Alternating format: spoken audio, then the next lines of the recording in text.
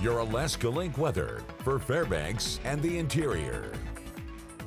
Our first full weekend of June is ahead, but it is going to feel more like a spring weekend as we are going to be battling a cool feel, some breezy conditions and showery weather. We're even noting that the cool temperatures will be leading to some frost potential in the overnight hours. Now, we have the very limited overnight this time of the year, so not as strong of a potential to see widespread frost, but definitely some of those valley pockets where the moisture-rich environment can create a frost development if those temperatures get near that 32-degree threshold. So something to watch for at least through Monday morning. And then next week, we're going to talk about some gradual warming after a cool weekend, as we're even noting that a high temperature for our Saturday is going to stay into the 50s and Sunday could be even cooler.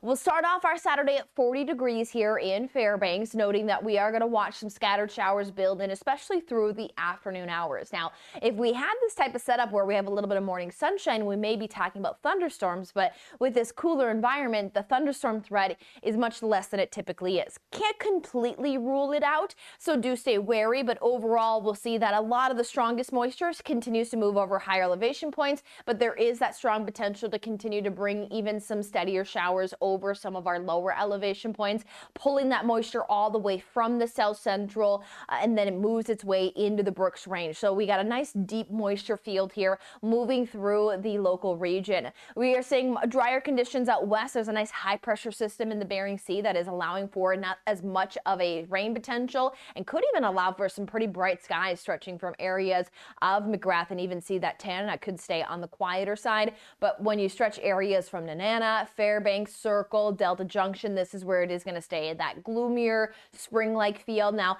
again, not looking at big widespread drenching rains, but enough to put some moisture in the soils, put some moisture in the atmosphere, as we will again then talk about that frost potential. So Saturday is going to be a battle of some of those showers moving their way on through. Can't rule out maybe some pockets of some sunshine, but much more limited this time of the year. But we know that we have lots of sunshine to work with, as we have that sunrise at 3:13. Sunset's not until after midnight, closer to even 12:30 now.